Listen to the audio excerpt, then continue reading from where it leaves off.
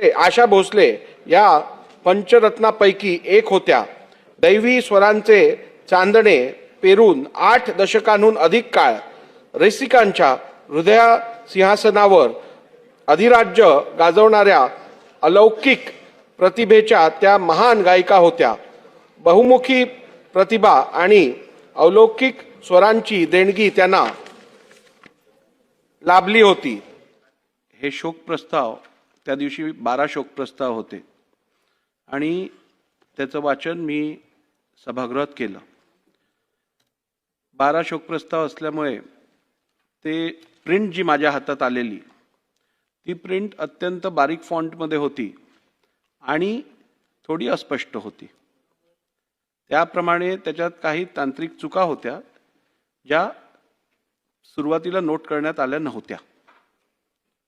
वाचन करत असताना तसंच्या तसं ते वाचन झालं.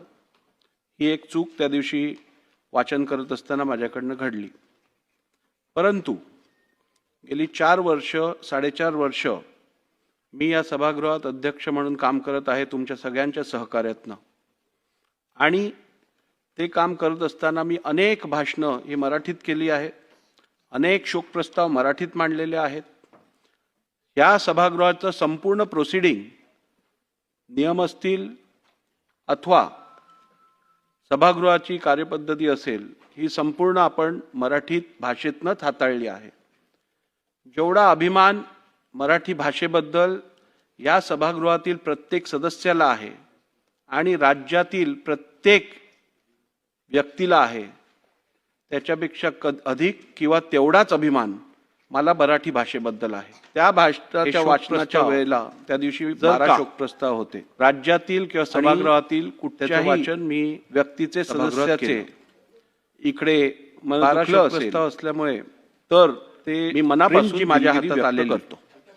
ती प्रिंट अत्यंत भाषणाच्या वाचनाच्या वेळेला आणि जर का थोडी अस्पष्ट होती राज्यातील किंवा सभागृहातील त्याप्रमाणे त्याच्यात काही तांत्रिक सदस्याचे ज्या इकडे नोट करण्यात आल्या नव्हत्या तर मी मनापासून वाचन करत असताना तसंच्या तसं ते वाचन झालं. त्या भाषणाच्या वाचनाच्या वेळेला वाचन करत असताना माझ्याकडनं राज्यातील किंवा सभागृहातील परंतु गेली 4 वर्ष 4.5 वर्ष इकडे मी या सभागृहात अध्यक्ष म्हणून काम करत आहे तुमच्या सगळ्यांच्या मनापासून दिलगिरी व्यक्त करतो. आणि ते काम करत असताना वाचनाच्या वेळेला मराठीत केली आहे. जर का अनेक राज्यातील मराठी सभागृहातील कुठच्याही या सभागृहाचं संपूर्ण प्रोसिडिंग इकडे नियम असेल अथवा मी मनापासून सभागृहाची